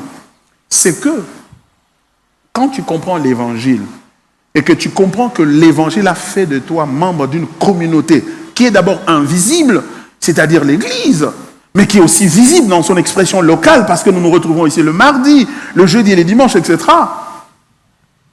Quand tu comprends cela, Dieu commence à te dire ceci. Ça m'a beaucoup aidé dans ma vie.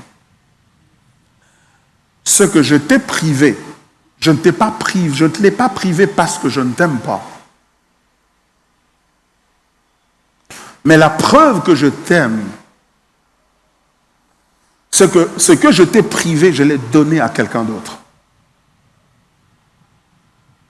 Parce que, en fait, ce que l'autre a, ce que Ebenezer Nathan a, ce que Gloria a, ça t'appartient aussi. Parce que nous sommes tous membres d'une seule et même famille. Ce que le pasteur Baron a, ça t'appartient aussi. Du coup, même si je traverse de temps difficiles, mais j'apprends que Louis-Fi a été béni, je me réjouis. Je bénis le Seigneur. Seigneur, merci.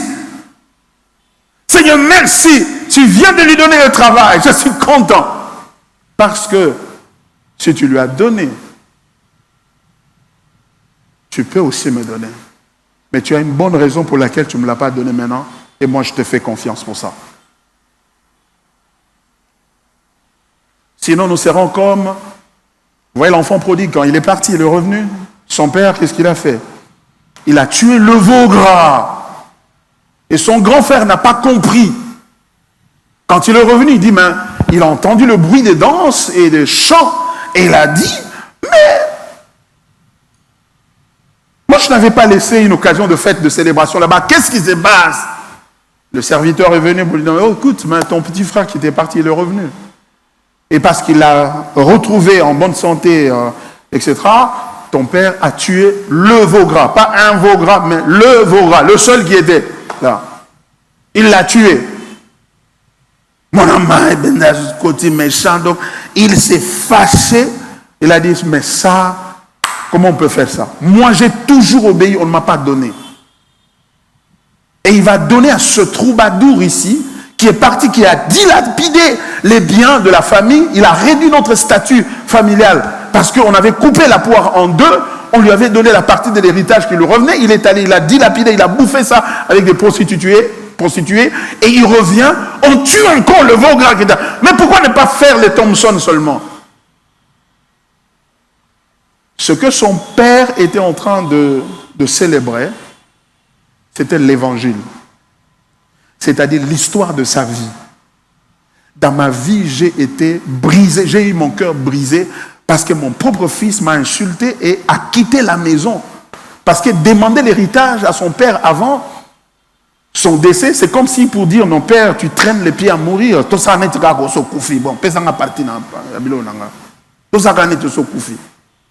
c'est méchant. Et le père voit ce petit-là qui est parti, il est en train de revenir. Et sa famille qui était brisée s'est reconstituée. Il est dans la joie. Et il est en train de louer le Seigneur. Le grand frère qui s'est sanctifié, qui était dans les jeûnes et prières, dans les 21, dans les 40, dans ceci, dans cela, qui obéissait, il a dit, moi j'ai toujours obéi à toi ici, tu ne m'as jamais donné un seul chevreau pour manger avec mes amis, mais lorsque ton fils, il a dit, ton fils, qui a dilapidé tes biens avec des prostituées, c'est pour lui que tu tues le veau gras. Et ça l'a raté. Ça, c'est encourager le mal. Il n'est pas content. Pourquoi? Parce que l'évangile pour lui voulait dire un enseignement qui lui est donné, qui lui montre quels sont les pas à faire pour être béni. Et il a fait tous les pas, les 15 principes du succès et de la bénédiction de la destinée. Il a fait ça. Il ne réalisait pas que l'évangile est l'histoire de la vie du Père et l'histoire de sa vie. Et que lorsque le Père s'est réjoui, la joie du Père, c'est notre force. C'est une plus grande richesse. C'est-à-dire que la plus grande richesse que Dieu a, ce n'est pas les bénédictions qu'il donne et distribue, mais c'est son cœur qu'il a. C'est pourquoi la Bible dit, s'il n'a point épargné son propre fils, il a livré pour nous. Comment ne nous donnerait-il pas toutes choses ensemble avec lui? Il faut que ta vision de l'église change. Si tu commences à vivre comme ça, grandir comme ça, tu dis, tu vas à la nuit pour faire juste une veillée de prière, dire Seigneur merci, pasteur Baron n'est pas mort à l'accident qu'il avait fait. Tu loues le Seigneur pendant toute la nuit. Tu es content, tu glorifies le Seigneur, tu pries pour lui. Tu acquiers l'esprit de l'évangile.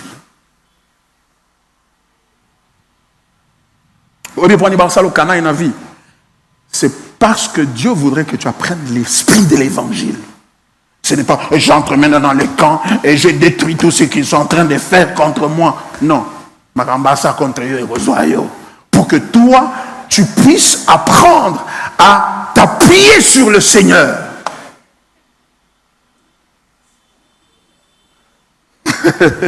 Ça, c'est un évangile difficile. Hein? Je vais m'arrêter là, comme ça, je vais prendre les questions s'il y en a, et puis on va... Je n'ai pas fini. L'évangile, c'est aussi une philosophie de vie. Je vais expliquer. Et l'évangile, finalement, est une personne. C'est Jésus. Je vais revenir là-dessus le dimanche, le mardi prochain, et nous allons avancer. Mes frères, si nous grandissons dans cet évangile, mes sœurs, si nous grandissons dans cet évangile, nos vies vont changer. Malgré les embouteillages, que nous avons, nous allons nous réjouir au milieu des embouteillages. Nous allons bénir Dieu. Nous allons servir Dieu. Tu auras la paix dans ton foyer, dans ta famille, à cause de l'évangile. Merci beaucoup, bien-aimé Seigneur. Je vais revenir la fois prochaine. Alors, je laisse la parole la modératrice pour nous aider dans les questions, si on en a. Merci, pasteur. Y a-t-il des questions parmi vous? Quelqu'un a une question? Commence ici. Bonsoir, pasteur. Bonsoir, Bianca. Moi, j'avais 2 questions, mais vous avez répondu à la première dans l'enseignement. Ok. Donc, je poserai la deuxième. Alors, si l'évangile est avant tout une bonne nouvelle et que vous nous avez expliqué depuis Genèse 3, alors pourquoi Dieu a prévu la loi au lieu d'annoncer directement Christ qui est la bonne nouvelle de l'évangile? Lorsqu'Adam et Ève ont péché, vous avez expliqué dans Genèse 3, mais après nous avons vu que Dieu a proposé d'abord la loi à Israël avant de présenter Christ. Merci beaucoup. Une très bonne question. Dieu a donné d'abord la loi avant de donner l'évangile parce que sans la loi, il n'y a pas d'évangile. Sans la loi, il n'y a pas d'évangile. Et je vais revenir là-dessus. Nous avons toute une semaine où nous allons parler de la loi et l'évangile. La relation entre la loi et l'évangile. C'est très important, nous allons revenir là-dessus. Mais qu'il suffit ce soir que je dise que sans la loi, nous n'avons pas d'évangile. Pourquoi? Parce que la loi est d'abord l'expression du caractère de Dieu. L'expression du caractère de Dieu. Dieu nous donne la loi pour nous dire, voici qui je suis. Et voici comment vous devez vous conduire, vous tenir devant moi. Vous voyez? Et sans la loi, nous ne pouvons pas connaître c'est quoi le péché. Et par conséquent, la loi nous enseigne non seulement le péché, mais la loi nous enseigne aussi la sainteté. Hein, la sainteté, la pureté. La loi. Et pourquoi la loi devait venir d'abord? Mais parce que ceux qui devaient recevoir, nous qui devrions recevoir l'évangile, pour savourer l'évangile, nous avions besoin de réaliser la force de la loi à condamner et à nous empêcher de nous approcher de Dieu. Parce que ce qui nous a empêchés de nous approcher de Dieu, c'est la loi. Parce que la loi dit, tu ne tueras pas, tu ne voleras pas. Et quand tu voles, tu es sous le coup de la loi, donc tu es condamné par la loi. Et la loi t'empêche ainsi de t'approcher de Dieu. Et quand la loi nous empêche de nous approcher de Dieu, et que nous sommes incapables de nous débarrasser de cette condamnation de la loi, mais aussi de l'incapacité à observer la loi de Dieu, et bien maintenant, en ce moment-là, Dieu vient et nous envoie Christ. Pour que Christ vienne, il observe d'abord toute la loi. Car la justice qu'il va nous accorder, c'est une justice forensique, c'est-à-dire une justice qu'il a pratiquée lui-même. Jésus n'est pas mort pour nous pour dire je suis mort pour vous, allez, vous êtes pardonnés, partez. Non.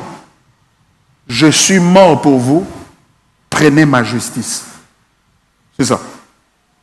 Donc, c'est pas je suis mort pour vous, partez. La loi n'existe plus, allez vivre. C'est un peu, ça va nous conduire à l'antinomisme L'antinomisme qui est le fameux évangile de l'hypergrâce.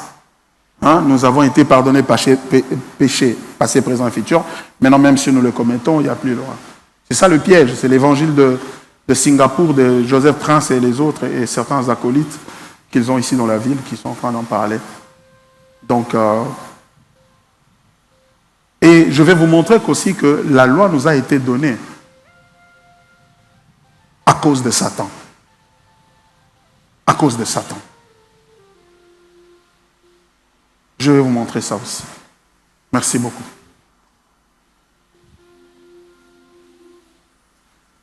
Bonsoir, pasteur. Bonsoir, mon frère Mike. Merci pour l'enseignement d'aujourd'hui. Et tout d'abord, je voudrais vous remercier Amen. pour votre insistance sur la définition de l'évangile. Parce que l'un des problèmes qu'on a aujourd'hui, c'est les définitions. On a un problème avec les définitions. Oui. Pas seulement au sein de l'Église, mais même dans notre vie. On ne définit pas bien les concepts et ça nous conduit vraiment dans la perte.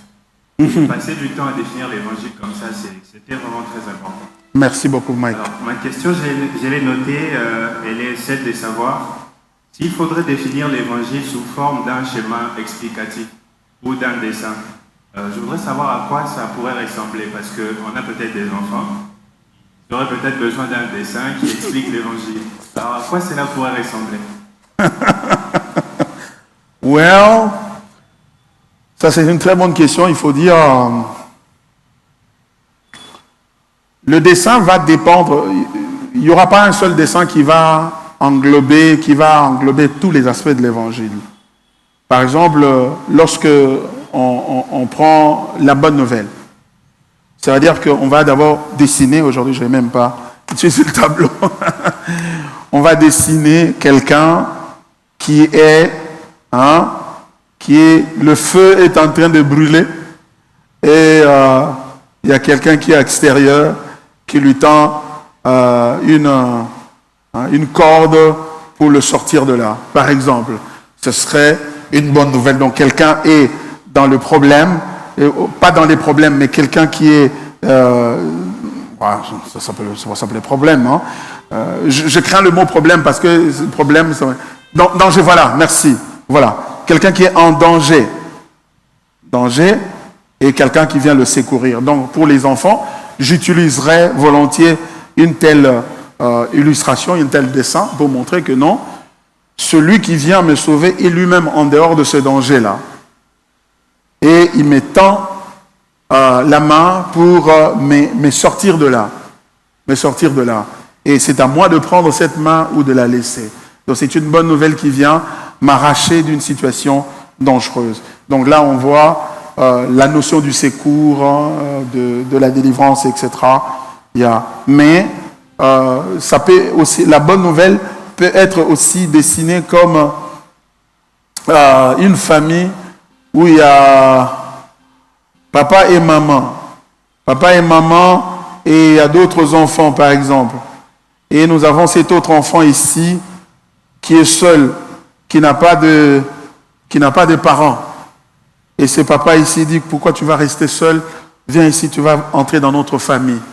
Voyez-vous? Alors là, il entre dans la famille et il devient partie d'une seule et même famille. Les enfants vont aussi comprendre. Vous voyez? Donc, voilà, ce sont des choses comme ça, des illustrations comme ça.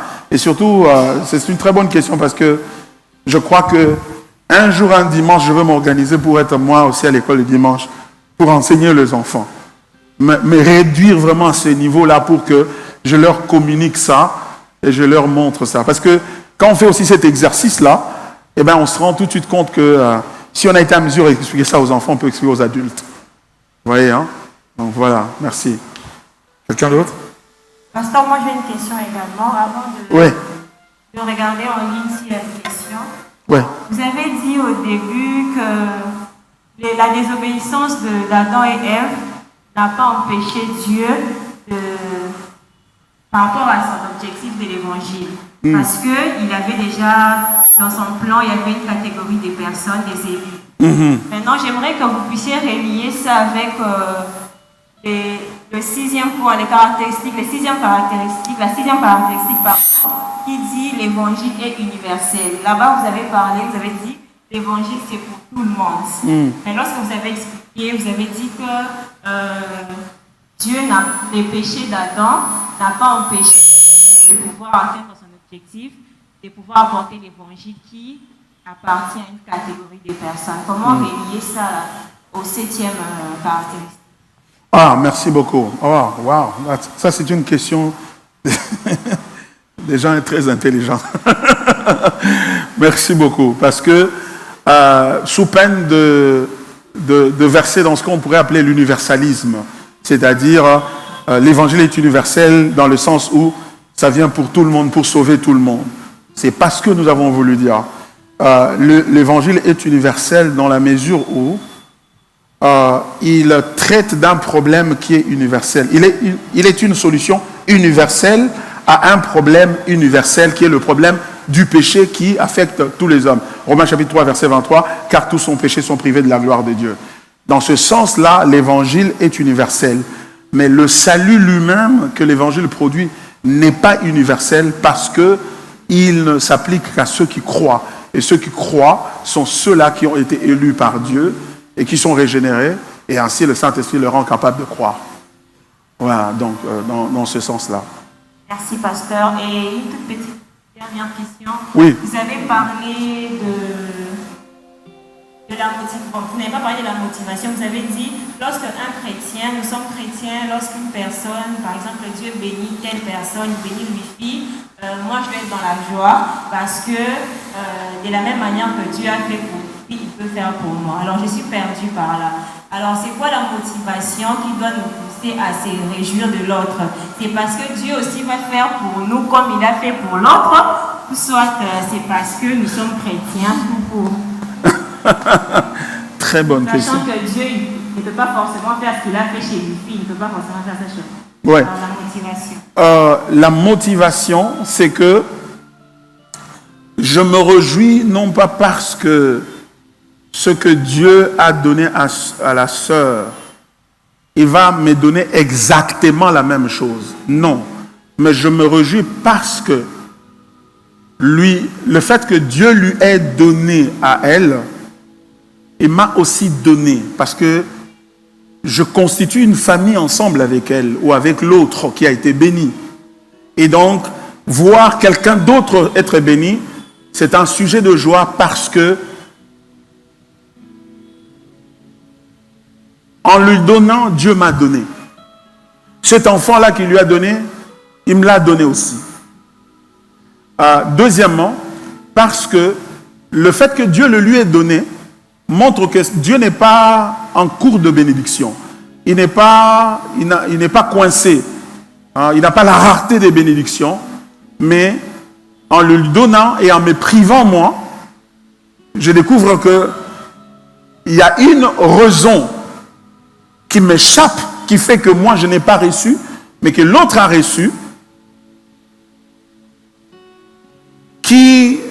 pour laquelle je veux compter sur Dieu pour dire, Seigneur, je ne comprends pas pourquoi moi je n'ai pas reçu, mais je sais que ça doit être pour une bonne raison, parce que ce n'est pas parce que tu en manques. Ce n'est pas parce que tu en manques, parce que la preuve tu l'as donnée à lui-ci. Vous voyez, hein? Donc, et du coup, j'apprends à regarder, à voir la vie chrétienne, un peu comme Jésus a dit, si quelqu'un quitte son père, sa mère, ses biens, etc., il recevra au centuple dans ce siècle ici. Ça ne veut pas dire nécessairement qu'il va, puisque moi j'ai laissé les États-Unis, je vais avoir 15 États-Unis, 100 États-Unis. Non. Ça veut dire que parmi ce que moi j'ai quitté, Dieu va donner aux autres. Et en leur donnant, il m'a aussi donné. Il m'a aussi donné. Et cela nous conduit à réaliser que dans la vie chrétienne, l'amour en fait consiste en cela. Nous apprenons mieux l'amour de cette manière-là. Nous apprenons à dire merci au Seigneur pour ce que tu as donné à papa Mardoché. Et ce que tu lui as donné m'a fait beaucoup de bien. Je te bénis pour ça. C'est une façon pour moi de dire, être béni, ce n'est pas ce que Dieu me donne moi-même. Donc être béni, ce n'est pas accumuler les choses pour soi-même.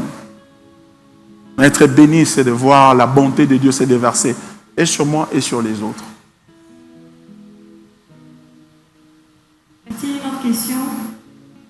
Ah, je vais parler. Bonsoir, pasteur. Bonsoir.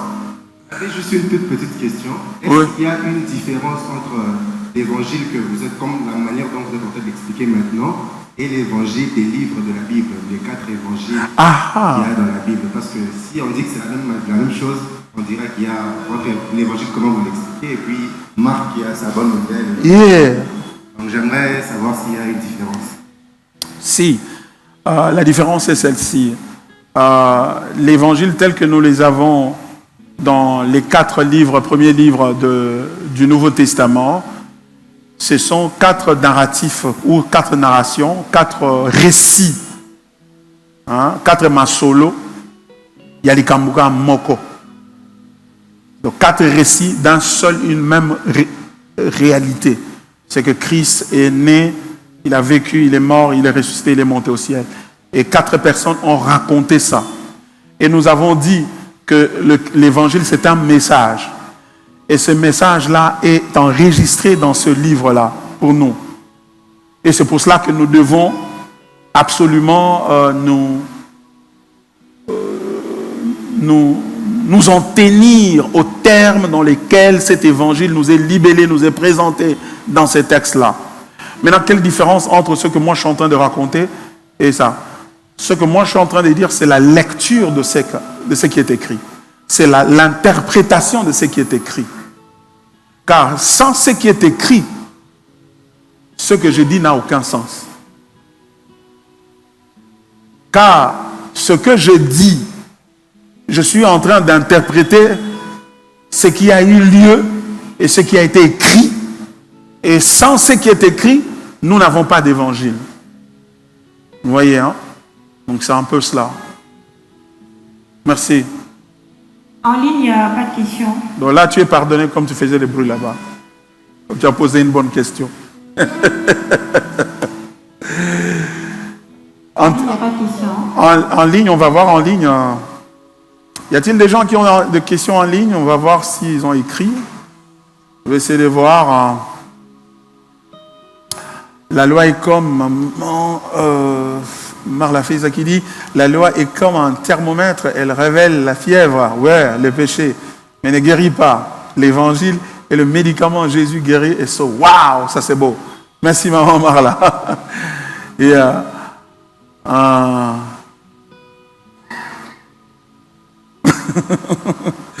Erin Lusambo, ton argent m'appartient aussi. Amen.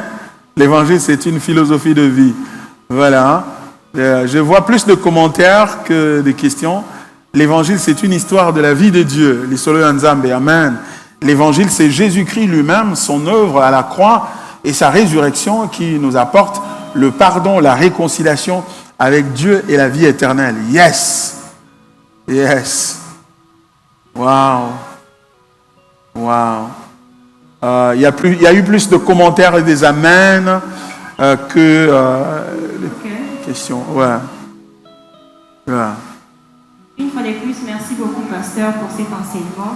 Hâte de vous retrouver encore le mardi prochain pour la suite. Amen.